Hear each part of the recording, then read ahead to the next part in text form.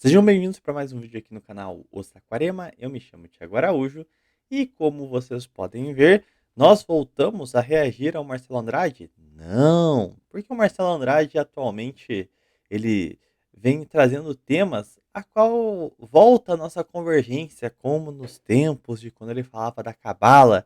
Atualmente, ele está criticando a usura publicamente. Estamos ali batendo nos mesmos adversários políticos. Então chegou a era do armistício contra o senhor Marcelo Andrade. Mas, me mandaram um corte aqui, a qual eu acho que gera-se uma discussão muito interessante, que é uma participação de quando o Renato Impera estava lá, mas olha aí, o Renato também não é o alvo desse vídeo hoje. Olha só como as coisas estão incríveis.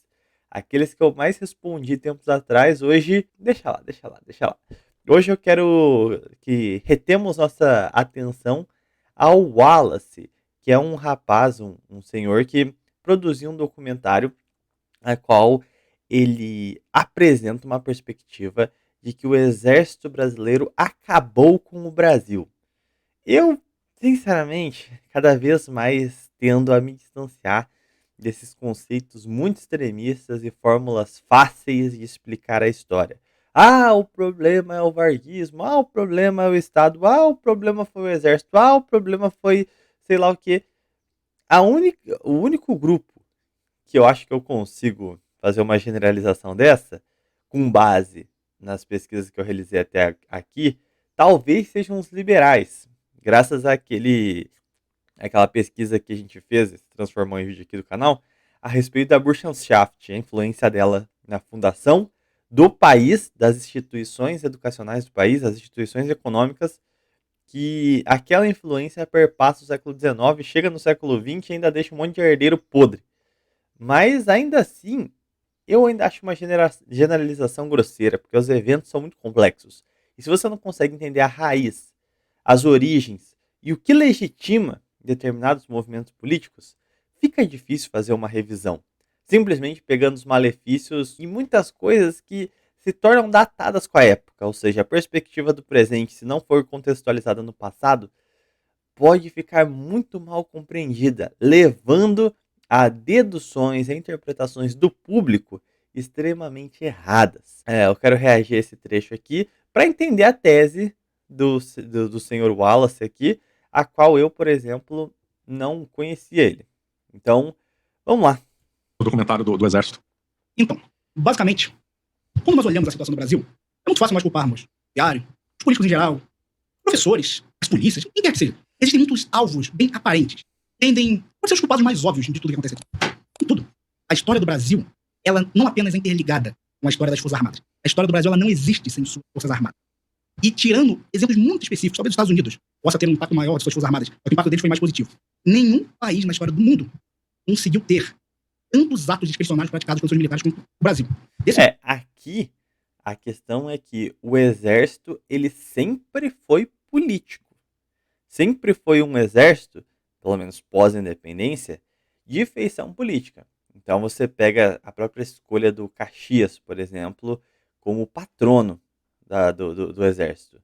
Ele foi um ministro do Império. Ele foi um sujeito altamente politizado.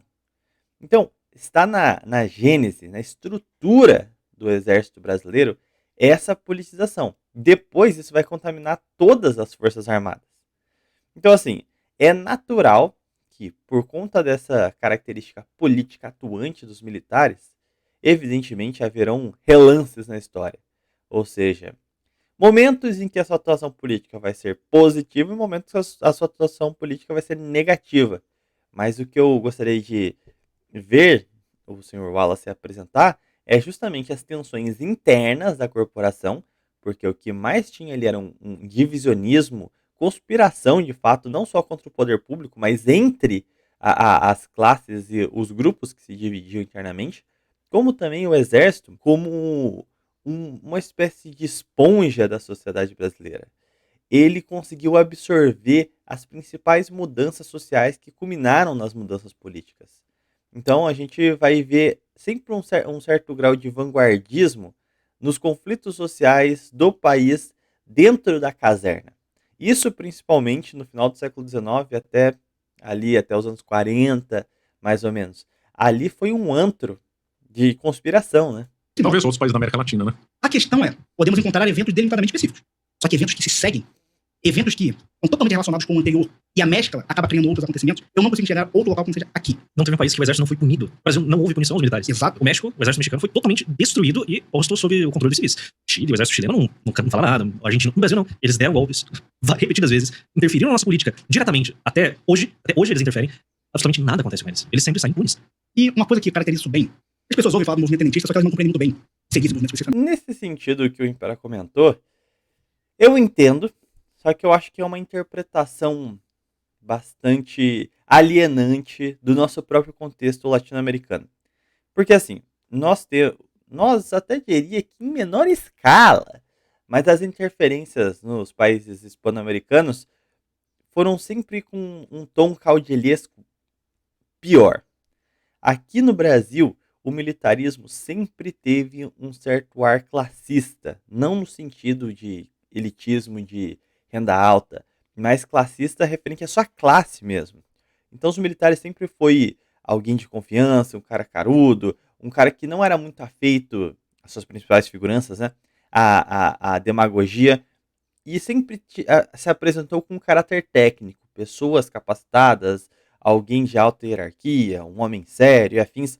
Talvez isso esteja na gênese do próprio exército, como eu disse, com base em Caxias. O seu temperamento pragmático e político distanciava muito de espíritos altamente ideológicos, mas ao mesmo tempo eu acho que isso pode ser também uma espécie de herança inconsciente do positivismo, da necessidade de rejeitar verdades a priorísticas, verdades metafísicas e se seguir segundo a técnica, né? Novamente, reforçando um caráter de pragmatismo na mentalidade dos militares. Mas o que eu acho que deve se destacar é que, em uma sociedade que se aloca no cenário moderno das economias, ou seja, está ali na divisão internacional do trabalho de forma periférica, não existe coesão na sociedade para que movimentos políticos pudessem florescer de fato. E mais, uma sociedade bastante estratificada, como era a brasileira durante a República Velha e no Império, onde os meios de ascensão social não existiam na prática, então ficava muito difícil você ter alguma atuação política que não fosse por esses meios. É por isso que a gente vai ver assim, dois grandes centros de agitação política. Um por parte de uma certa burguesia nacional, ou pelo menos de comerciantes, gente com dinheiro, que se reuniam até ali os anos 30 em sociedades secretas, né, de cunho de confrarias, afins, as Burschenschafts, as maçonarias, os clubes de não sei o quê. Então esses clubes do Bolinha, onde juntava gente com dinheiro e meio que eles se organizavam ali, e o outro centro era a caserna. Só que o exército ele tem uma outra questão, que ele conseguia ser uma forma de ascensão social para classes que estavam no meio. Então, o tenentismo vai ser muito isso, né? Vai ser a forma de expressão política de uma parcela da população que não tinha poder político de fato. Há uma relação direta entre necessidade de autoritarismo, atuação política militar e subdesenvolvimento. Muito porque, se você precisa de um certo grau de ordenação e dirigismo para tirar o seu país do completo subdesenvolvimento, quando você está ali preso naquelas teses todas naturalistas, de veja as vantagens comparativas e não sei o que, e a sua elite dirigente, ela é completamente entregue à ordem natural da economia, enquanto mantinha a população precarizada, o único centro capaz de trazer essa unidade e força de direção seria quem estava sobre o comando das armas. E mais do que isso, o alistamento era uma forma de muitos que não tinham qualquer esperança, qualquer saída para ascender na vida, conseguir ter o mínimo. Vamos assim, criar uma classe média através do serviço militar. Então, é evidente que essa conjuntura de fatores acaba culminando numa politização do exército.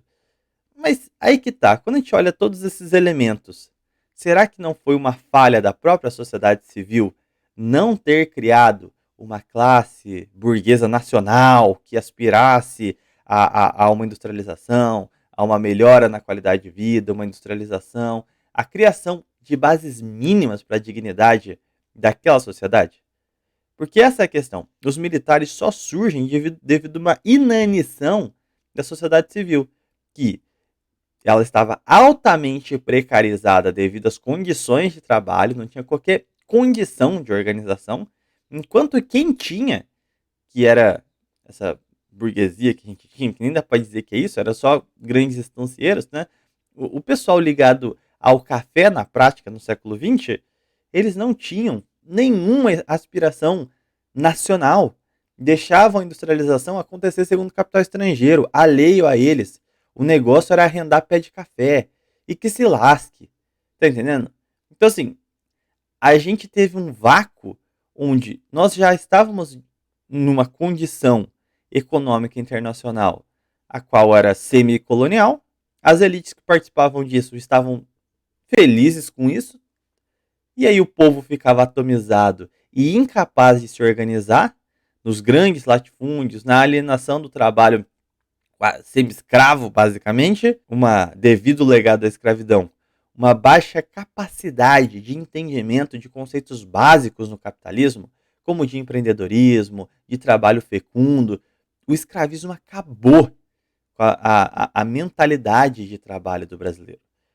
Haveria necessidade de redisciplinar tudo, a começar pelo fato que o trabalho, de fato, era mal visto pela sociedade. A gente criou uma elite podre, onde a sociedade não tinha como confrontá-la. Havia apenas o exército como um meio de organização nesse sentido. E quem detém as armas pode impor as regras do jogo também. Então meio que faz sentido a politização do exército se você começa a analisar a conjuntura da sociedade. Não é só que um dia o exército levantou e falou: quer saber, vou ser revolucionário, que se lasque isso tudo, vou chutar o pau da barraca e agora é o que manda. Há uma diferenciação muito grande entre o exército e as forças armadas atuando politicamente no Brasil, quando você compara com o que foi, sabe, na Colômbia, na Argentina mesmo, no México. É muito discrepante a atuação dos militares e a mentalidade deles. O movimento tenentista do Brasil, por que tenentista? Tenentista por causa dos tenentes que tendem a ser os oficiais mais jovens. São aqueles oficiais que estão sendo formados ainda, adolescentes, que vão emergir para liderar as forças armadas do futuro. Tudo. Aqui, especificamente, ao longo de infindáveis anos, esse movimento criou uma quantidade de atos discricionários, crimes, assassinatos e traições ímpar, não só na história do país, mas na história do mundo. E no Rio de Janeiro, existe uma estátua. Olha, eu não sei dizer sobre essa estatística. De fato, os tenentistas fizeram, assim, intentonas, levantes bastante feios. É só você pegar, por exemplo, 1924. Então, assim, as reivindicações deles chegaram a níveis de violência, evidentemente, que não tem como você dizer que não. Mas a questão é, qual que é a origem desse tenentismo, entendeu? Ele só colocou como um monte de jovens, eles começaram a fazer essas coisas. De forma nenhuma isso legitima a violência, mas quais eram os mecanismos de ação de fato, entendeu? Para trazer as reivindicações. A grande diferença do tenentismo é que ele era uma forma de contestação de pautas que não se davam apenas de classe. Ou seja, ele não estava falando só sobre as condições dele, mas havia ali o esboço, e isso que eu acho que era a grande questão do tenentismo, que vai ser legado entre as cúpulas militares até a República Nova, que é a visão de nação. Os tenentistas se levantavam radicalmente contra os governos republicanos, acusavam-os, né, de um certo grau de complô com as ações internacionais, eles ainda não estavam aflorados no seu caráter nacionalista de fato, mas havia ali uma visão geopolítica incipiente de teor nacional. Então, evidentemente, também tinham pautas de reivindicação da sua própria classe, né, como seria natural, mas eles começaram a bater em certas questões que diziam respeito à estrutura da sociedade brasileira. E a partir dali, constrói-se a mentalidade de que o exército, ele não defende ele não é um órgão de defesa da nação. Ele é um órgão de segurança da nação. Ou seja, para você defender o país e garantir a segurança do país, envolve diversos outros setores, inclusive criadores de convulsões internas que extravasam o plano meramente de defesa. Então são reformas sociais, reformas econômicas, reformas políticas que devem ser feitas para assegurar a segurança nacional. Isso está muito incipiente no tenentismo, mas a mentalidade já se orientava nesse sentido. E é interessante que aqui, não sei se o Sr. Wallace vai comentar sobre isso, mas também se tem um outro ponto, que é, olha a periculosidade de você ter um governo pedante, que é a crítica aos governos liberais e às democracias liberais que floresceram bastante na década de 20, que é esses problemas revolucionários. São problemas, evidentemente, tem uma parcela de culpa de quem os lidera, mas eles já não floresceriam naturalmente devido à precariedade do regime? Não é justamente a podridão do regime, a sua inanição, o seu descaso que gera esses grupos? Depois os grupos reacionários, né, corporativistas e afins, vão tecer a seguinte crítica, inclusive com coro de muitos tenentistas, que era a preocupação de que a revolta dentro das hostes militares pudesse ser capturada pelo comunismo. O Prestes entra aí, né? Coluna Prestes depois vai se converter ao comunismo. O medo era que de tal forma o liberalismo fosse tão pedante, atrasasse tanto o país, que o povo se jogasse no colo do comunismo como forma de resposta a isso.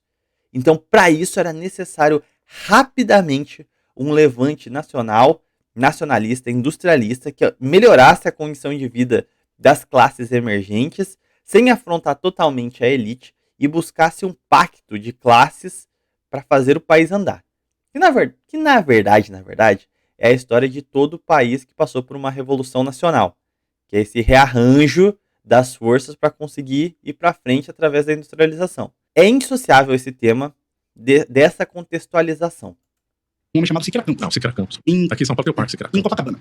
Quem não sabe, Siqueira Campos, ele foi um militar que participou de várias tentativas de golpe. Amigo do Luiz Carlos Prestes, Isso, né? exatamente. Só que ele é muito famoso por um evento chamado a Revolta do Forte de Copacabana. É razoavelmente extensa a explicação do evento, mas basicamente, em dado momento, um pequeno grupo de militares toma o Forte de Copacabana, que tem entre seus armamentos canhões com mais de 150 milímetros. Um critério de exemplificação, um flak de 88 milímetros que a Alemanha usava na Segunda Guerra Mundial era o suficiente para você explodir um tanque de 34. Estamos falando de quase o dobro do poder de fogo. Eles eram contra o que estava correndo no Brasil na época, segundo as suas perspectivas. Mas não estava correndo bem.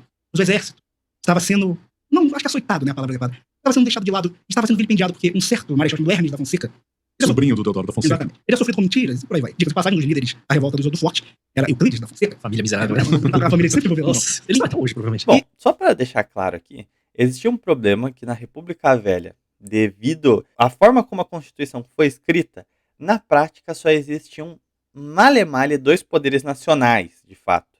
O que não havia sido federalizado? A Justiça e o Exército. Eram os dois fiéis da balança que garantiam a unidade do país. A Justiça, até que conseguiu ter alguma soberania. É muito interessante ver essa questão abordada em Alberto Torres, que inclusive foi ministro do Supremo Tribunal Federal, e teceu todo um diagnóstico, né, o problema nacional, onde ele diz pausadamente, ponto a ponto, os problemas estruturais da República Velha, e que depois o Everardo Beckhauser comentaria que essas são as forças centrífugas, né, são instituições que separam o país, tendem à atomização. Por outro lado, o que a gente tem que analisar nessa questão, é que se a justiça só tem o poder da caneta, quem assegura ela é as armas. O que garante a decisão de um juiz que seja acatado é, em última instância, a ponta de um fuzil. Só que olha que engraçado. Nos anos 20, a força pública do estado de São Paulo, ela tinha muito mais financiamento que o próprio exército. Ela tinha equipamentos mais modernizados, mais modernos do que o do exército. Ela era, na prática, mais forte que o exército. E isso se repetia em alguns outros estados, que passavam por brigas profundas entre elites econômicas que competiam um com o outro, guerras tarifárias. Não existia sequer. Olha o grau de anarquia e loucura. Não existia uma integração comercial do Brasil. Haviam estados que tinham mais laços com os países vizinhos do que entre nós. Não existia, basicamente, generalizando aqui, mas para vocês entenderem o grau de loucura, não existia uma integração dos mercados internos. A gente não comercializava entre si, senão com suspeitas de todos os tipos. Vocês estão entendendo como as reivindicações tenentistas faz sentido? Tanto por um lado, de que eles estavam sendo de fato precarizados, como isso era perigoso demais para a unidade do país. Não foi um movimento de louquinhos. Não dá para você desassociar as ações deles dessas reivindicações legítimas. Como elas foram feitas, aí fica a critério seu. Mas existia um contexto e ele era bastante plausível. E, em dado momento, esse Euclides será preso. Cara, claro que o golpe não vai ser.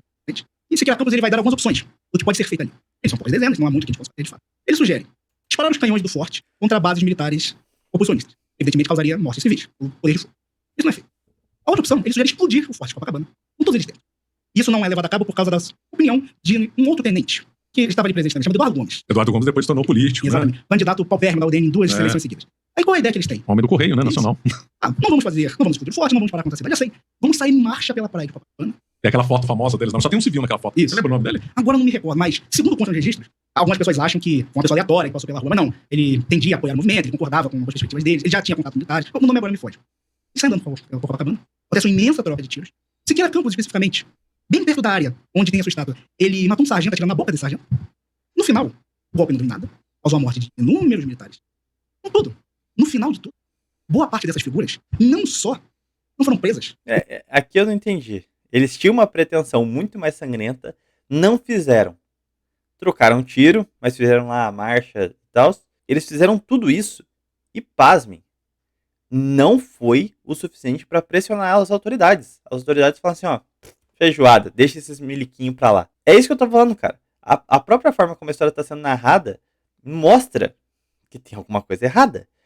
As suas forças armadas estão se levantando contra o seu governo. E o que você faz é virar as costas. Você não vai nem ouvir o que eles têm a dizer. Não vão nem levar em conta. Tipo assim, não era um movimento ideológico, né, com ideologias estrangeiras. Era um movimento. Só que aí vem outra questão, né? Porque eles apresentavam questões políticas e questões sociais. E aí questão social era caso de polícia, né? Então dá para entender a ignorância também das autoridades da época. O que nos só legitima ainda mais o contexto de que grande parte desses levantes acabava sendo natural que desembocasse em conflitos armados, porque já não tinha nenhum meio de comunicação mais para fazer política. Então, as portas da política estão fechadas, então o que resta é o quê? Ou processadas como deveriam, mas continuaram as suas carreiras nas Forças Armadas. O tenente Eduardo Gomes, Eduardo Gomes é o maior nome. se tornará o brigadeiro Eduardo Gomes, nada mais nada menos que o Não, patrão. mas isso é evidente. Você só puniria com rigor exemplar isso aqui se você fosse muito burro. Sendo bem sincero, qualquer um que já estudou um pouco sobre as revoltas envolvendo militares no exército, vai ver a maestria com que Dom Pedro II lidou com as questões. Dom Pedro II errou bastante em permitir que doutrinas das mais diversas pudessem correr dentro das academias militares, e isso é totalmente indefensável. É necessário um programa de doutrinação nacional dos militares, afinal as pessoas estão lá, as armas, elas têm que estar do seu lado, mas uma vez que se deflagra um conflito, e assim, há razões sociais evidentes a qual devem ser apreciadas, qual que é a saída? Mediação. Tá, o que você precisa? Então beleza, você está indignado por causa disso. Dentro das nossas estruturas, a gente vai te apoiar nisso, a gente vai ver assim, vai ver assado, busca um programa de conciliação. Tanto é que foi isso que foi feito com os militares envolvidos na Farroupilha, que foram reintegrados ao Brasil depois. É isso que vai acontecer com diversos outros militares em outras revoltas e revoluções que aconteceram. Mesmo, por exemplo, a Intentona Liberal lá de 1842. Diversos levantes vão ter essa característica de temperança do Dom Pedro II, porque ele sabe que você só aumentar o chumbo grosso diante de um levante que tem auspícios de legitimidade, você só vai fortalecer aquela bandeira. Então, é melhor você resolver aquele problema pegando o que é de legítimo nele e retirando os excessos, do que você tentar varrer para debaixo do tapete. Igual, e é aqui que foi a cagada. Os governantes da República Velha, nos diversos levantes que ocorreram, tudo, não resolveram nada, não buscaram dialogar com ninguém, ao mesmo tempo sabiam que, se prendessem, açoitassem ou afins, só fariam popularizar ainda mais o movimento dos tenentes entre os militares. É o pior dos mundos. Então ele ficou com as mãos atadas, um tanto quanto frouxo na hora da retaliação, mas ao mesmo tempo não se colocou na mesa de negociação. Trono da Força Aérea Brasileira. Um golpista. Só que esse é só um exemplo. Um exemplo simplório. Porque é infindável a quantidade E olha, o de... Siqueira Campos só não... Esse conceito de golpismo também, ele é muito subjetivo ao caráter do tempo. Não estou dizendo que o golpismo seja subjetivo, mas o que separa na prática o golpe de uma proclamação, um golpe de uma revolução? É simplesmente o julgo moral do evento político. No caso, é bastante pacífico de que o que sucede à República Velha é superior, moral e materialmente falando, à República Velha. Então é por isso que esses caras viram patronos, esses caras se tornam estadistas, esses caras são membros de renome das Forças Armadas, porque eles estavam se levantando contra um regime podre. Então é óbvio que, à luz da história, eles vão ser valorizados e não vistos como golpistas e afins. Se você se levanta contra uma ordem podre e injusta, você vai ser categorizado como um cara ruim? Evidentemente não. Então, assim, é uma forma de jogar a discussão sem as nuances necessárias desse debate. E olha que, sendo bem sincero, já fiz um vídeo aqui no canal sobre a história das Forças Armadas e eu não sou muito de tecer lá muitos elogios às atuações militares ao longo da história. Sempre vem acompanhada de profundas críticas, mas isso não é motivo para você desidratar tanto o debate assim e simplificá-lo dessa forma, criar um grande vilão, um zeitgeist da história que acompanha a gente, sempre puxa a gente para trás, que é uma influência essencialmente nociva e injustificada. Isso não faz sentido. não avançou mais que ele morreu Sim. num acidente. Senão ele tinha feito uma longa carreira Não no sei se você Brasil. sabe, mas foi feito um cálculo. Ele passou mais tempo participando de revoltas do que servindo propriamente as Forças Armadas. Esse é o nível desse cidadão. A história do exército até. Só que, por exemplo, vindo aqui pra São Paulo, eu passei pela Dutra. Você só ouve o nome. Eu não tenho no Rio de Janeiro, tem as estações de trem, Marechal Hermes, Deodoro. Você ouve os nomes tão recorrentes, mas você não liga a Eles são as ninguém. figuras históricas, né? Dutra, Eurico Gaspar Dutra. ministro da guerra, o Getúlio Getúlio Vargas, Vargas. foi um dos maiores apoiadores de um alinhamento direto do Brasil com o Terceiro O Reich. terceiro Reich, ele era da facção alemã do Brasil. E, posteriormente, quando ele foi presidente do Brasil, após a queda do Getúlio Vargas, ele leva... Novamente, parece mais um jogo de puxar características negativas e colar. Não existe de fato um debate a respeito de certas posições, a controvérsia que é inerente à história. Por exemplo, o Dutra, junto com o Góes Monteiro, estavam nas hostes alemãs, né, da Segunda Guerra, tentando puxar o Brasil para o lado do eixo, porque quem o Vargas, na sua política de rearmar as Forças Armadas, conseguiu muito trâmite com a Alemanha. O armamento brasileiro era alemão. Vieram generais, figuras políticas e militares alemãs aqui passar treinamentos e afins. Houve um intercâmbio muito forte entre os militares brasileiros e alemães. Então, assim, é natural que diante de uma... também eu não posso deixar de citar aqui a escola de pensamento geopolítica que estava presente nas escolas militares bebiam assim, quase que exclusivamente de autores alemães. Everard Beckhauser, ele tem no Geopolítica Geral e do Brasil, tem um trecho que é excelente, que ele fala sobre as dificuldades que ele encontrava nos anos 30 de dar as suas aulas, com base em Kägelin, com base em teorias assim, que são estabelecidas hoje como bases da geopolítica, que vieram de figuras de etnia germânica ou propriamente alemãos. Só que tinha um grande preconceito de que isso aí é delírio alemão, isso aí é gente que quer fazer guerra, isso aí é coisa de nacional-socialista. Ou seja, estavam ignorando uma ciência de fato importante com base num preconceito ridículo de que é coisa de alemão. Então, os militares, felizmente, à frente do seu tempo, em vez de ficarem débeis a respeito do que era produzido de mais-valia a respeito de teorias geopolíticas, não, eles pegaram de cabeça autores alemães, graças a esse intercâmbio, a influência das teses geopolíticas germânicas, alemãs. E, por conta disso, havia esse intercâmbio também muito forte entre os autores de lá com os de cá.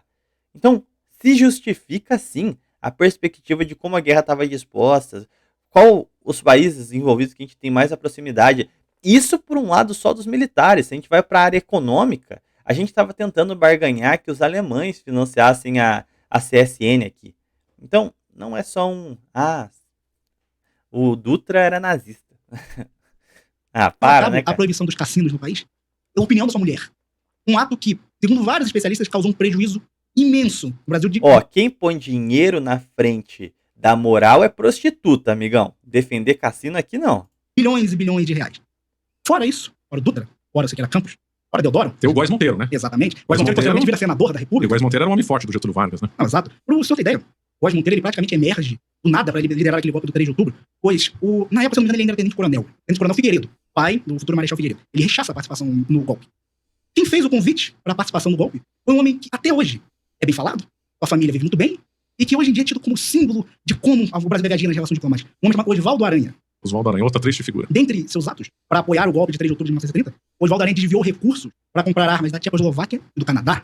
Durante o acontecimento do golpe, propriamente dito, estava presente enquanto várias pessoas foram assassinadas em quartéis, dentre eles até mesmo o faxineiro do quartel. É a única coisa que tinha para se defender uma vassoura. Outra pessoa, uma vítima das circunstâncias. Posteriormente, quando o poder foi tomado de fato, outra figura ainda emergiu disso, comandando tropas no Nordeste, o tal de Juarez Távora. E ao chegar... Já que eu não tenho certeza se eles vão voltar à figura de Góes Monteiro, ele é uma figura ímpar. Talvez seja uma das figuras militares mais emblemáticas da primeira metade do século XX, porque ele não tinha um posicionamento tão revolucionário assim, né? Não estava entrando de cabeça em 30, mas ele prova seu valor principalmente em 32. E ali tem um debate profundíssimo, inclusive de teor político, a qual Vargas foi apunhalado pelas costas, mas já sabia mais ou menos que isso ia acontecer. E aí ele começa a colocar na balança exatamente quem ele deve se aproximar e colocar no governo. E um dos homens que mostrou mais fidelidade a Vargas foi justamente Góes Monteiro, que depois, né, de conseguir suprimir a revolta paulista, vai ganhar muito destaque, vai estar sempre nos altos escalões do governo, né? Mas ali havia um embate entre, isso mesmo antes da Revolução, prestigiar os tenentistas, mas nem todos estavam fechados com os ideais de 30, mas também havia o medo deles quererem se agigantar politicamente e eles mesmos derrubarem Vargas. Então Vargas falou, não. Vamos pegar alguns militares mais tradicionais, que são anti-tenentes, e colocar no governo, e colocar os tenentes em cargos mais baixos. Esses militares que são anti-governo, eles vão ficar mais pacificados, porque eu estou fazendo aqui um acordo com as elites cafeicultoras para a gente manter o preço do café, e eu acredito que isso vai gerar uma certa estabilidade e evitar golpismos. O mais engraçado é que quando o 32 eclode, muitos tenentistas foram com os paulistas, se juntaram com as velhas raposas do PRP, não todos, evidentemente, parcelas, né? Mas aí, diversos militares tradicionais foram pro lado de lá, mas alguns ficaram. E esses que ficaram fizeram um movimento pragmático, pensando e vendo que não tinha muitas chances de São Paulo ganhar. Mas isso foi suficiente para Vargas ver que podia contar com eles, que mediante o estado mais rico da federação se levantar e tentar dar um golpe através de forças armadas de fato, esses caras se mantiveram leais a ele, ou seja, são pessoas de confiança. A partir daí, é de vez quando os tenentistas começam a ser mais escanteados do governo provisório e depois mesmo do governo formal, né, oficial, depois de 34. Existe todo um tensionamento, a qual vai se gerando para chegar afastando os extremistas, ou seja, os tenentistas, possivelmente golpistas, e aqueles oficiais militares mais tradicionais, tenentistas, mas que tinham muitas ligações com os poderes oligárquicos, ficando uma parcela mais moderada, mais pragmática, lideradas por Góes Monteiro, que vão vencer em 32, e a partir daí, Góes Monteiro empoderado, ele vai ter uma missão pessoal muito clara, que é acabar com a politização das Forças Armadas. Ele estava determinado em criar uma unidade política no regime. E ele consegue ir apartando. Em 32, ele já consegue deportar os liberais mais radicalizados. Em 35, ele consegue fazer um expurgo, uma caça aos comunistas dentro das Forças Armadas. Literalmente, procurando um por um qualquer suspeita, investigação, puxa a ficha de todo mundo, ele faz a limpa. Em 38, vale ressaltar, né? Em 37, o Estado Novo basicamente é um golpe militar com um civil à frente. Então, na verdade, tudo aquilo ali foi arquitetado entre os militares. E em 38, eles conseguem retirar os principais elementos mais radicalizados do integralismo dentro das Forças Armadas. E aí criou-se uma perspectiva de uma certa pacificação. O que não vai acontecer, de fato, porque cada movimento de enfrentamento a um inimigo gerava uma conciliação com um outro inimigo. Então, para vencer os comunistas em 35, os integralistas estavam junto com o governo. Depois, quando foi vencer os integralistas em 38, expurgar eles, voltou-se muitos militares mais liberais. E é justamente esses movimentos de conciliação que vai colocando muita gente diversa no governo, nas Forças Armadas, fazendo coalizões imediatas, né? Ou seja, devido à situação, é que depois, em 44 e 45, vai acontecer uma baita conspiração no clube militar de diversas alas anti-Getúlio, a qual vão impor uma derrota política a Góes Monteiro, que vai virar casaca e vai compactuar com o golpe a Getúlio Vargas, destituindo ele em 45. Então percebam a complexidade e as lutas que existia internamente nas Forças Armadas. E o mais interessante de tudo, lá na Proclamação da República, o Exército passa a agir como uma corporação para derrubar o Império. Depois, começa-se a surgir os elementos de reforma social e de pensamento político com os tenentistas. Depois, esse caráter de defesa da segurança nacional é levado à frente. Góes Monteiro, através do seu pragmatismo, consegue uma proeminência nas Forças Armadas, junto com o Dutra. Eles vão tentar fazer a hegemonia de um pensamento único dentro do Exército. Não conseguem, mas o pragmatismo se mantém. Derrubam Vargas. A partir de então, Guerra Fria, a ameaça comunista à espreita. Eles começam a dialogar com setores mais norte-americanos e também com liberais nacionais. O anticomunismo era a grande força que criava essa conjuntura dessa direita que existia à época. Comunismo era o elemento que ameaçou um golpe de Estado em 35. Logo, o comunismo, ele é a principal figura que apresenta uma ameaça à segurança nacional. Tanto uma ameaça de vias armadas, né, de um golpe militar, com as armas, como também uma ameaça em seu sentido ideológico, que deveria ser suprimido. Ou seja, segurança não só quanto defesa, mas como um todo. Ou seja, era necessário acabar com os elementos comunistas, com a dispersação dessa ideologia. Isso é esse diálogo com os norte-americanos e com essa direita mais liberal na década de 50 é o que serve para a formulação da Escola Superior de Guerra e as teses do Golbery e do Couto e Silva, que vai culminar no regime militar. Então, veja como cada etapa dessa é importante para a construção do pensamento militar nas suas formas mais multifacetadas, de mudança de elites preponderantes de tempos em tempos. Isso que eu nem entrei na questão do século XIX, sobre as questões entre o exército de Caxias e a da Ralé, do pessoal que entrou assim depois da Guerra do Paraguai, que gerou uma grande tensão entre um oficialato e os recrutinhas. Chegar no Palácio do Catete, um dia antes da posse de Getúlio Vargas, disse enfaticamente: eles não tinham tomado poder para instituir qualquer tipo de democracia. Tinham tomado poder para instaurar uma ditadura. No dia seguinte, o Vargas simplesmente concordava com tudo que o Juarez Távora fez. O que aconteceu com o Juarez Távora? Tornou general, vice-presidente do Naval, concorreu à presidência da República em duas ocasiões, uma no voto direto e outra durante as eleições fraudadíssimas de 1964. E até hoje, o Humano é conhecido como vice-rei do Nordeste. Tamanho impacto que ele teve na nossa história, negativamente. Até ele estava presente no golpe do Forte, mas acabou sendo preso antes. Poder fazer O José Murilo disse que o golpe de 64 é o triunfo das ideias do Juarez Távora. certamente, mas também é o triunfo máximo das ideias de Augusto Comte. Também, porque é tudo a mesma linha, né? Positivismo, golpe da República, 30, tenentismo é a mesma linha, 64 é a mesma linha. Exatamente. Outra figura dessas, como, por exemplo, tem um evento muito famoso na história do Brasil que é lembrado de maneira até que Isso aqui é um absurdo em tantas proporções. Porque assim, há uma atuação militar, mas o diagnóstico das classes militares envolvidas é diametralmente oposto. Se você pega o que era produzido entre os tenentistas de 20 e as ideias que foram preponderantes na articulação do golpe em 64, que tinha um caráter muito mais ocidentalizante, é o mesmo. Evidentemente, a característica que se mantém é a necessidade das Forças Armadas como uma força de pensamento crítico e que ela irá moldar a sociedade. Concordo com isso. Mas é começar. O elemento positivista nessa história mal se faz presente de maneira pura.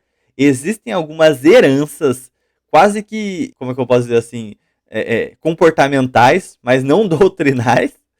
Ou seja, é meio ridículo você olhar para os tenentistas e falar que são positivistas. Para os militares de 64, que eles são positivistas. Isso aí é uma simplificação grosseira que é só mais uma. Que é essas cacofonias que a nova direita criou, né? De que precisamos eleger grandes maus perenes e que espreitam a história do Brasil. Positivismo. Basicamente é isso. É só forçaram uma ideologia onde ela já estava completamente desidratada porque ela tem um peso moral. Ela é um adjetivo, ela é um xingamento, né? Então, positivistas, hein, galera? Mas aí que tá. A composição das ideias em 30 e 64 são quase que opostas. Há uma consolidação de um pensamento de que é necessário uma doutrina de segurança nacional, mas as vias que levaram à formulação desta foram completamente diferentes. Enquanto na década de 20 e 30 a gente teve pensadores mais... a cabeça deles era a seguinte: o mundo está se desintegrando, a democracia liberal está ruindo. Temos que buscar meios de materialmente abastecer as Forças Armadas para que elas possam defender o país.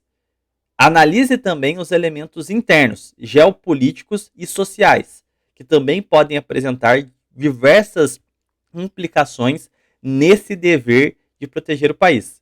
Mas mais do que isso, a doutrina geopolítica era uma doutrina nacionalista, de buscar não necessariamente antagonizar, mas ser pragmático com os diversos elementos visando o bem maior do Brasil. Você pega o Mário Travasso, você pode dizer o que quiser, mas ele era tudo menos ocidentalista. Agora, quando a gente vai para um Golbery Couto e Silva, ele coloca o Brasil como um grande aliado dos Estados Unidos para proteger o ocidente do comunismo, e a função do Brasil seria a costa ocidental da África no Atlântico Sul, para que a gente ali pudesse proteger e ajudar os americanos na guerra contra os soviéticos. Essa é a teoria do cara. O que isso tem a ver com o pensamento militar de 20 e 30? Pelo amor de Deus, gente. Foi a revolta da vacina. Esse foi um período tragicômico do Brasil, infelizmente. Então, a revolta da vacina, ela ocorre muito em um período. Em janeiro de um prefeito, Pereira Passos. Pereira no tempo do Oswaldo Cruz, né? Ele resolve levar a cabo uma imensa reestruturação da cidade, pois, segundo várias pessoas, os pobres eram responsáveis pela degradação da sociedade. As políticas higienistas da época, né? Desse modo, eles tinham que ser retirados de certos pontos. A opulenta Avenida Central foi construída mediante a isso. Contudo, começam a irromper protestos lá em 1904 por causa de vacinas obrigatórias. Médicos simplesmente estavam invadindo casas para vacinar as pessoas sem dar informação nenhuma. Nesse meio tempo, dentro do clube militar, vários militares olham muito interessante essa situação. E veem que é o momento mais auspicioso para elevar um homem também esquecido pela nossa história, chamado Lauro Sodré, tenente-coronel, amado pelos alunos da Escola Militar da Praia Vermelha. Hoje não existe mais, infelizmente. Quem derrubou? Como? Quem fechou a escola? Eu esqueci. Então, a Escola Militar da Praia Agora é a Academia Militar das Agulhas Negras, né? Essa escola ela fecha, porque enquanto irrompem os atos da revolta da vacina, em novembro de 1904, o exército... Aí depois virou o Realengo, né? O Realengo sucedeu ela, e do Realengo aí agora a Escola Militar de Agulhas Negras. Aí o que ocorre, professor? Em 1904, vendo o imenso colapso que estava ocorrendo nas ruas, protestos violentíssimos de pessoas contra a vacina, o Lauro Sodré participa da criação de movimento, uma organização contra a vacina obrigatória. E aí, você pode concordar, discordar, mas que o ponto não era esse. A ideia não era a vacina. A ideia não era a liberdade. Como está muito bem registrado, todos eles, ao observar o colapso que se avizinhava ali, viram uma oportunidade. Colocaram membros do exército dentro de manifestações para que elas se tornassem ainda mais destrutíveis, e quando chegasse um ponto de absoluta ruptura, aí sim, eles entrariam em cena. E foi exatamente o que ocorreu durante o golpe da Escola Militar da Praia Vermelha. No final das contas, o Lauro Sodré, os militares diziam que era o homem que levaria o Brasil ao futuro. Chegou ao ponto, eles comemoravam o aniversário do Lauro Sodré como se fosse uma data magna. Lauro Sodré fugiu após uma troca de tiros. O general Travassos, que liderou as tropas dos alunos, acabou morrendo poucos dias depois. A escola acabou fechada. Só que a turma que sobrou acabou sendo formada no Rio Grande do Sul. E dentre os alunos dessa escola, estava um tal de Eurico Gaspar Dutra. Então, por isso que eu disse inicialmente, são eventos, eles sempre se conversam. O que aconteceu no Brasil... Não, mas aqui também há, sim, evidentemente, o presente está ligado com o passado. Da mesma forma que o futuro está ligado com o presente. Só que aí que tá. As influências do Sodré sobre Dutra são em campo ideológico. A forma de atuação dos militares não se manteve essa. Há uma gritante diferença de atuação final do século XIX, início do século XX, década de 20, década de 30 e 40, depois década de 50 e 60. São quase que exércitos diferentes. Uma geração vai dando certos vieses de pensamento político, certas doutrinas, certas preocupações que vão se mostrar perenes. Por exemplo, olha aqui o que eu mostrei só com base nessa mentalidade de que o país, por ser um país periférico, de instituições fracas, de economia frágil e afins, olha como isso impactou a mentalidade dos militares, com perspectivas mais nacionalistas e outras mais ocidentalizantes. Mesmo alguns dióceses comunistas ainda tinham essas preocupações como base do seu discurso, mas encaravam-as de forma diferentes, apresentando soluções diferentes para esses problemas. Certas mentalidades são transpassadas, certos princípios que vão balizar as suas análises também, mas a forma como isso vai ser interpretado e qual vai ser a atuação prática desses militares é completamente diferente. A grande farsa dessa história dos militares é que eles ignoram, pelo menos não dão ênfase, né, aos verdadeiros elementos de continuidade nas Forças Armadas, não exploram justamente como se deu essas continuidades e se apegam a pequenos causos isolados e formas geracionais a qual não são legadas à frente. Ou seja, é quase que uma perspectiva, diria até que anedótica da história. Começa a dizer um fato aqui, outro ali, veja como é parecido e não sei o que, para tentar forçar uma continuidade histórica quando não existiu. A atuação de Dutra em 50 não tem nada a ver com a de Sodré. A atuação, por exemplo, dos militares na década de 60, pouco tem a ver com os tenentistas de 20. A não ser salvíssimas exceções, sei lá, o Geisel talvez tivesse um posicionamento mais próximo, mas já muito reformulado, sem a necessidade do radicalismo político que se explicava devido ao contexto histórico da sua época. Então, assim, são simplificações em aprofundar detalhes de histórias específicas sem dar o contexto de fato dessas histórias. Nos anos 30, não teria acontecido sem o golpe de 1889. Não, sim, é tudo concatenado. 1889 se liga com 1964. Sim, certamente. Claro. Porque são experiências que mexem na história profunda do país. Evidentemente, todo evento futuro tem que ter base numa ação passada, num espírito do tempo que, de fato, toda a nação tem. Um movimento revolucionário no passado vai acabar influenciando as aspirações políticas do presente. As interpretações positivas ou negativas daquele evento vão impactar o presente e as perspectivas para o futuro. Isso é lógico, e não precisa ser o exército para isso. Essa boa do José Murilo, que eu concordo em gênero, número e grau. É a primeira onda, 1889. Segunda onda, 1930. Terceira onda, 1964. Faz parte tudo da mesma lógica do processo. Mas para não ficarmos apenas... A lógica de que, em um país estagnado como o Brasil, eles se enxergavam como uma força política capaz. Eles tinham as armas e podiam, com um grau de dirigismo, desenvolver o país. E desenvolver ele para quê? Para defesa e segurança nacional. Ou seja, era necessário desenvolver economicamente o país para não torná-lo dependente dos outros no momento de guerra. Era necessário ter um controle ideológico e pacificar tanto os civis quanto as forças armadas para que não se sublevasse um inimigo interno. Tudo vai com base nessa lógica de que só o exército é capaz. Agora, disso, você dizer que é tudo a mesma coisa, não tem como. Porque o escopo das análises e o escopo ideológico muitas vezes são opostos de tempos em tempos. 1889 pouco tem a ver com 1930, que pouco tem a ver com as aspirações de 64. Haja vista que os militares em 30 estavam junto com Vargas. Os militares de 64 são aqueles que tentaram dar um golpe em Vargas em 54.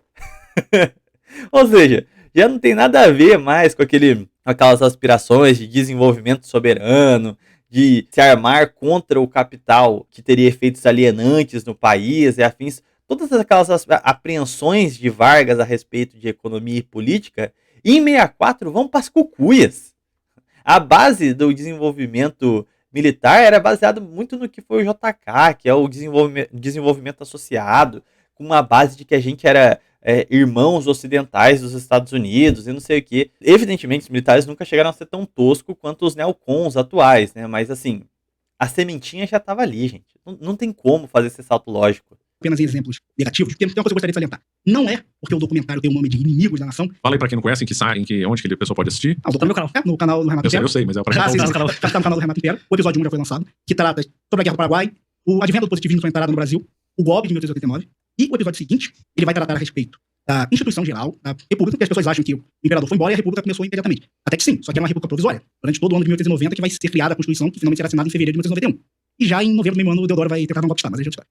O ponto é que mesmo que o nome do documentário seja Inimigos da Nação, ele não trata única e exclusivamente dos militares criminosos que nos trouxeram até aqui. Ele trata também a respeito de várias figuras íntegras que estavam dentro das Forças Armadas, que tentaram, de alguma maneira, salvaguardar o Brasil. Dentre eles, eu destacaria, evidentemente, o Condidão, comandou o exército e após a saída do país, o general Osório, um homem de imensa fibra, um homem que lutou ombro a ombro com seus soldados na Guerra do Paraguai. E na Marinha do Brasil, Tamandaré, né? Tamandaré, Barroso, e mais especificamente, um homem chamado Luiz Felipe Saldanha da Gama, É o Saldanha da Gama. que morreu em Campo Osório em 1895, em prol da defesa não só de uma volta vazia da monarquia, mas de uma defesa da legalidade nacional. Pois, ironicamente... Então, eu também admiro bastante esses nomes. Apesar de estarem todos presos ao período do Império, e eu acho que existem militares altivos ao longo de toda a história do Brasil, acho que tem muitos outros nomes a qual a gente pode louvar também, mas percebe como essa não é uma análise histórica, essa é uma análise moralizante da história. Você está elegendo os mocinhos e os vilões. Quando não faz sentido isso num assunto tão subjetivo quanto a atuação do Exército Brasileiro.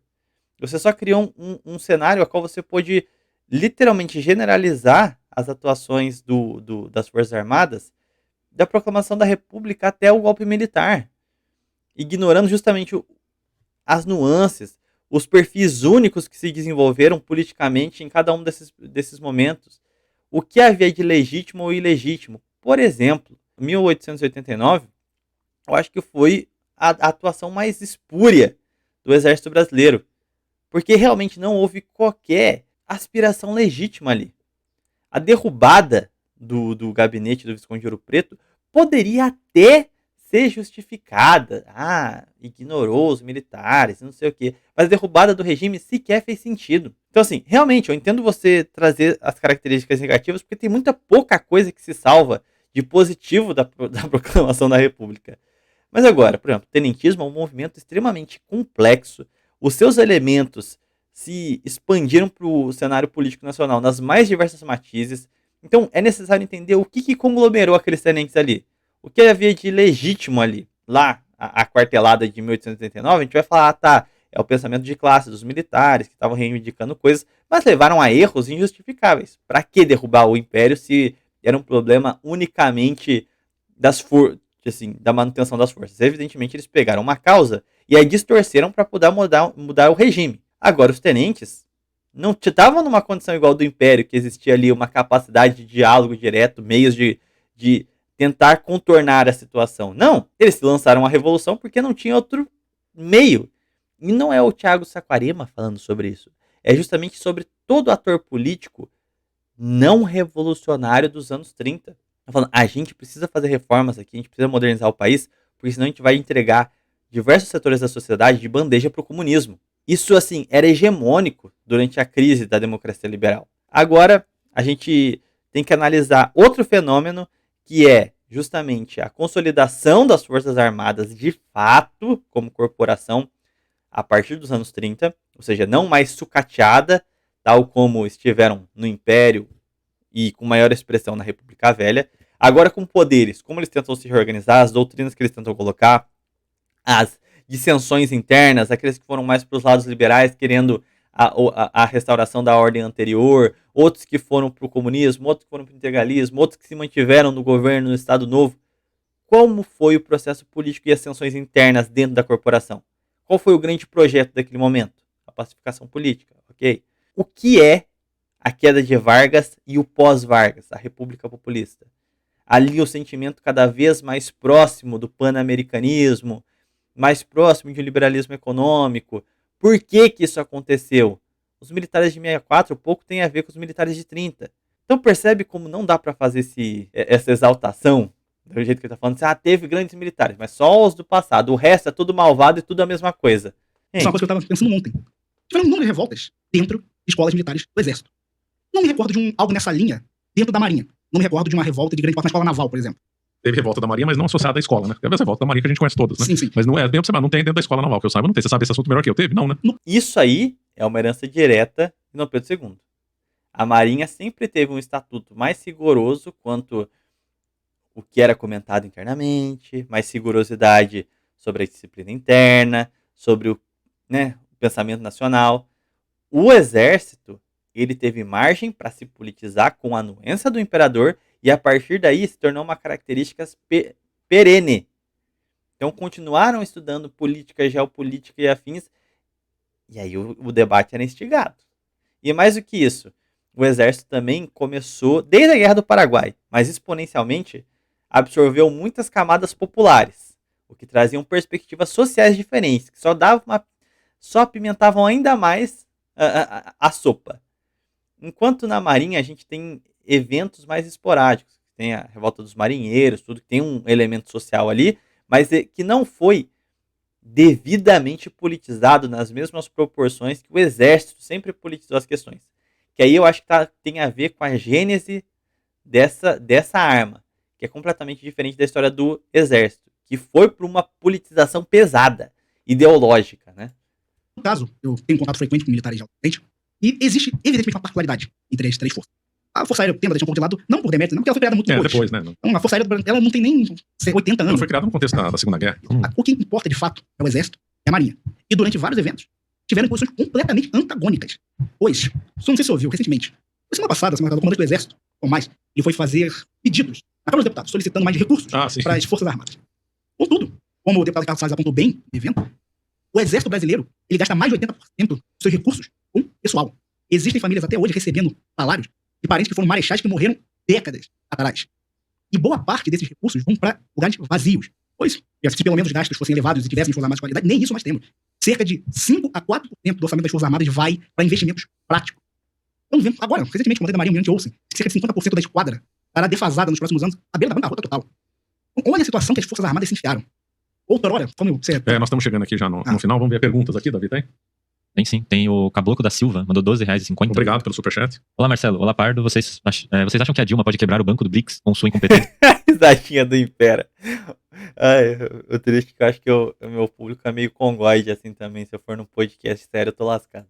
Ou os investidores chineses e outros grandes players do banco estão para usar ela como puppet, como fantoche. Sinceramente, ela é só um fantoche. Ela tá lá, ela é só uma figura política. Brasil, seleciona alguém aí pra representar o banco do BRICS, que não vai servir de nada. Nada a ver agora. Acabou, na prática, o debate de fato, né?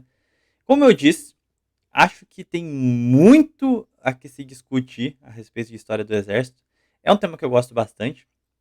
Acho que é interessante a gente aprofundar essas questões, porque, como eu disse, um país onde as suas instituições são fracas, onde a sua elite nacional é decadente, era natural que o Exército tomasse essa postura mais politicamente engajada. Tem diversos trabalhos nessa enseada. Tem, inclusive, aqui eu estava até olhando aqui para rememorar. Tem aqui um artigo excelente, deixa eu só pegar o nome dele para quem quiser se aprofundar mais nessa questão sobre a estrutura do Exército na história do Brasil e ele como um agente político. Tem alguns trechos aqui. A política do Exército no primeiro governo Vargas, de 30 a 45. É da Lídia Osório Silva. É muito interessante porque ela não se restringe apenas à característica histórica da era Vargas, mas ela fala também sobre justamente essa estrutura geopolítica a qual o Brasil está submetido quanto um país agroexportador e afim, cheio de debilidades e abismos sociais. Como isso influenciou diretamente as posturas do Exército. Eu acho que é uma excelente contribuição a esse debate, que eu vi que ela traz pontos que foram centrais ao longo desse react aqui. Então tá aí a minha recomendação para quem quiser ver também. Mas enfim, se você gostou desse vídeo, cogite aí ser membro do canal ou fazer uma colaboração via Pix. Não se esqueça de deixar o gostei, se inscrever no canal se não for inscrito. Eu vou ficando por aqui. Fiquem com Deus, até um próximo vídeo ou live. Falou!